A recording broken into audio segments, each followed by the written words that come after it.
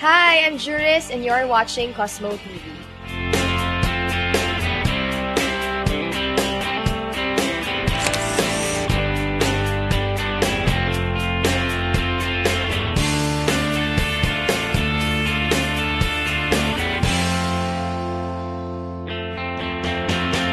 I don't think I have a style kasi I'm not really a stylish person, but kanina lang I just realized maybe because you can see me wearing just what I'm comfortable with. Simple stuff lang. You can see me wearing jeans, shorts, tank tops, t-shirt, ganun lang. And I guess, yeah, it reflects the sound that I like. Medyo comfortable lang yung pakinggan, simple lang, hindi masyadong, parang easy listening lang, laid back.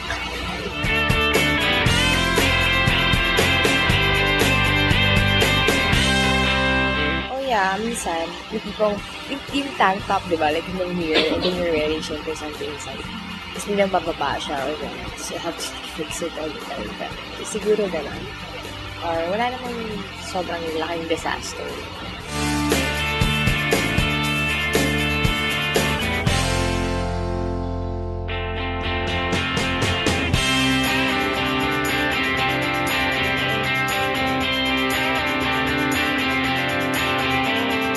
Siguro I like wearing yung mga blusher. And hindi naman everyday, pero most of the time. Yun yung pinakamabilis ko kasi I don't wear, hindi ako may makeup kasi so, napapagsabihan ako before na, mag-ayos ka ng konti, or ito na yun na. Ito yung pinakamaayos ko sa labas kasi hindi ako mahilig sa mga ganyan. Yeah. Dito lang ako nakakapag-ayos, nakakapag-dress up pagdating sa trabaho, ganyan. I-enjoy ko naman yung mga ganyan. Okay lang bonggang outfit as long as bagay sa akin. So, I'd rather choose that than photo makeup. Pero sabi ng makeup artist ko, bagay daw sa akin yung mga dark eyes. Okay lang. Pero wala tayong magawa. Okay lang naman sa akin. Basta bagay naman sa tingin ko. Okay lang. Pero yeah, I'd rather choose siguro sa clothes na lang. Photo makeup. I have my stylist. Yeah, si Jan Lozano. He's my stylist. Even, actually, kahit yung mga, although recent lang ako kumuha ng stylist kasi.